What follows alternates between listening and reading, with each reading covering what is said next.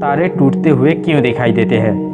अंतरिक्ष में अनेकों बड़ी बड़ी रचनाएं उपस्थित है जो पृथ्वी पर अरबों किलोमीटर की दूरी पर स्थित है, जिन्हें हम तारों के रूप में देखते हैं। जब वे बाहरी अंतरिक्ष से वायुमंडल में प्रवेश करते हैं तो हवा की रगड़ से गर्म होकर चमकने लगते हैं। ये उल्काएं भी कहलाती है। अधिकांश उल्काएं वायुमंडल में पूरी तरह जल जाती है, लेकिन कुछ बड़े उल्कापिंड पृथ्वी तक पहुंच जाते हैं। उन्हें जब हम गिरता हुआ देखते हैं तो हम कहते हैं कि तारा टूट रहा है। फैक्ट नंबर 2, दिन में तारे दिखाई क्यों नहीं देते? पृथ्वी के चारों ओर सघन वायुमंडल है जो कि सूर्य के प्रकाश के चारों ओर बिखेर देता है, जिससे दिन में आकाश चमकदार हो जाता है तथा तारे दिखाई नहीं देते हैं। जबकि चांद पर जहां वायुमंडल नहीं है वहां दिन में भी तारे देखे जा सकते हैं। फैक्ट नंबर 3, बर्फ पानी के ऊपर क्यों तैरती है? जब कोई तरल पदार्थ ठोस पदार्थ में बदल जाता है तो उसका आयतन घट जाता है और वह भारी हो जाता है, लेकिन पानी के साथ ऐसा नहीं होता।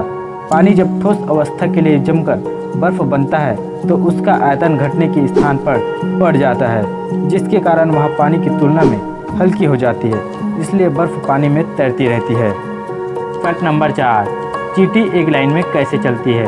चींटियों में कुछ ग्रंथियाँ होती है जिनसे फेरोमोन नामक रसायन निकलते हैं। इन्हीं के जरिए वो एक दूसरे के संपर्क में रहती है। चींटियों के 2 स्पर्श श्रृंगिकाएँ या एंटीना होते हैं जिनसे वो सूंघने का काम करती है।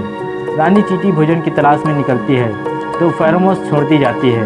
दूसरी चींटियाँ अपने एंटीना से उसे सूंघती हुई रानी चींटी के पीछे पीछे चली जाती है। जब रानी चींटी एक खास फेरोमोन बनाना बंद कर देती है तो चींटियाँ नई चींटी को रानी चुन लेती है। फेरोमोन्स का प्रयोग और बहुत सी स्थितियों में होता है, जैसे अगर कोई चींटी कुचल जाए तो चेतावनी के फेरोमोन्स का रिसाव करती है, जिनसे बाकी चींटियाँ हमले के लिए तैयार हो जाती है। फेरोमोन्स से यह भी पता चलता है कि कौन सी चींटी किस कार्यदल का हिस्सा है। फैक्ट नंबर 5, आसमान में बिजली क्यों चमकती है? बादलों में नमी होती है। यह नमी बादलों के बहुत बारीक कणों के रूप में होती है। हवा और जल कणों के बीच घर्षण होता है। घर्षण से बिजली पैदा होती है और जल कण आवेशित हो जाते हैं, यानी चार्ज हो जाते हैं। बादलों में कुछ समूह धनात्मक तो कुछ समूह ऋणात्मक आवेशित होते हैं।